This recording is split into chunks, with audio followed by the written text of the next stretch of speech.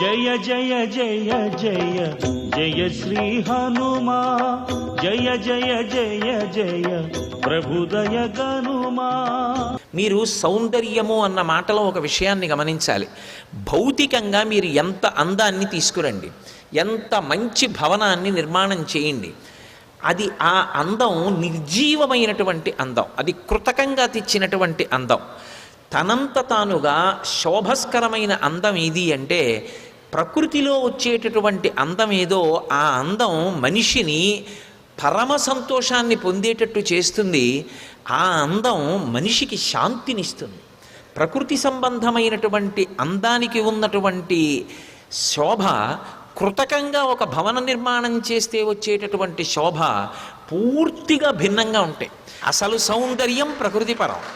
ఇది మనిషికి చెప్పకుండా చెప్పడం వాల్మీకి యొక్క హృదయం.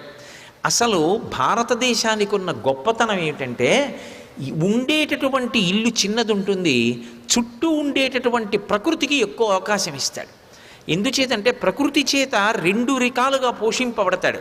ఒకటి శరీరము పోషింపబడుతుంది, రెండు మనసు పోషింపబడుతుంది. అంతవరకే అనుకోకండి. రెండవది మనసు విజ్ఞానము చేత శాంతిని పొంది పరిఢవిల్లుతుంది. ఎందుకో తెలుసా? ఒక రావి చెట్టు కింద కూర్చుని మీరు చదువుకున్నా, ఒక తులసి బృందావనంలో కూర్చుని మీరు రామాయణం చదువుకోవడానికి, ఓ గదిలో కూర్చుని కుర్చీ వేసుకుని రామాయణం చదువుకోవడానికి తేడా లేదు. అసలు మీరు ఒక తులసి బృందావనంలో కూర్చున్నా, ఒక రావి చెట్టు కింద కూర్చున్నా మీరు పొందేటటువంటి మానసికమైన ప్రశాంతత వేరు. అంత సౌందర్యవంతంగా ఉంటుంది. అందుకే ఈశ్వరుణ్ణి కూడా నిద్ర లేపేటప్పుడు నీ దేవాలయంలో బంగారు గోపురాలున్నాయి, నీ దేవాలయంలో అద్దాలున్నాయి, నీకు మణుగులు మణుగులు బంగారు నగలున్నాయి, ఇవన్నీ చెప్పరు. సుప్రభాతం పాడితే భృంగావళీచ మకరంద రసాను విద్ద జంగారగీత నినదై సహసైవనాయ నిర్యాప్త్యుపాంత సరసీ కమలోదరేభ్య శ్రీవేంకటాచలపతే తవ సుప్రభాతం అని తెల్లవారింది. చిలుకలు లేచాయి, పాటలు పాడుతున్నాయి, ఆ పళ్ళు కొరికాయి, అందులో ఉన్న రసం తాగుతున్నాయి. నీకు వినపడలేదా వెంకటేశ్వర? నిద్రలే అంటారు. ప్రకృతితో మమేకమవడం, ప్రకృతిని ఆస్వాదించడం నిజమైన సౌందర్యం. అది చేసినవాడు మహానుభావుడు రవీంద్రనాథ ఠాగూర్.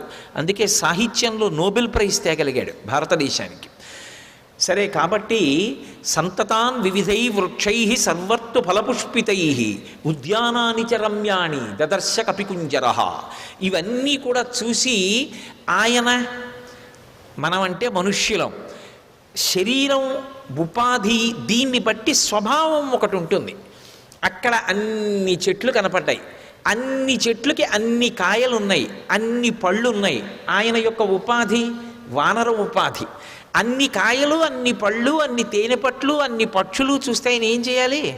చటుక్కున ఏరి ఓ చెట్టెక్కి కూర్చోవాలి, ఓ కాయో పండో తీయాలి, నోట్లో పెట్టుకోవాలి. ఏం పొద్దున్న ఎప్పుడు బయలుదేరారో తెల్లారకట్ట, ఎప్పుడో బయలుదేరి 100 యోజనముల సముద్రాన్ని దాటి ఏవల ఒడ్డుకు వచ్చారు. ఓ పండు తింటే మీరు తప్పట్టుకుంటారా, నీ తప్పట్టుకుంటానా? నేను ఉపవాసం చేసి సీతమ్మని వెతుకుతానని ప్రమాణం చేశారా ఏమి? యథారాగమ నిర్ముక్త శరస్య సన విక్రమ గచ్చై తత్తమిష్యామి లంకాం రావణపాలితాం అన్నారు. కానీ ఇన్ని పైకి పండినవి, చిగుర్లు వేసినవి, పుష్పించినవి, కాసినవి చెట్లుంటే వానర ఉపాధి కలిగినటువంటి హనుమ అది సీతమ్మ కాదని ఒక్క చెట్టు ఎక్కలేదు, ఒక్క కాయ కొయ్యలేదు. అసలు సౌందర్యం ఎక్కడుంది సుందరకాండలో? అది హనుమత్ సౌందర్యం. చెప్పారా మహర్షి అలాగని చెప్పరు. ఏ ఉపాధి దేని చేత ఆకర్షింపబడుతుందో దాని చేత ఆకర్షింపబడకుండా తాను వెళ్ళిన కార్యాన్ని దృష్టిలో పెట్టుకుని నిలబడగలిగినటువంటి ప్రజ్ఞ కలిగినటువంటి సాధకుడున్నాడే వాడు శ్లాఘనీయుడు. ఇది హనుమత్ సౌందర్యం.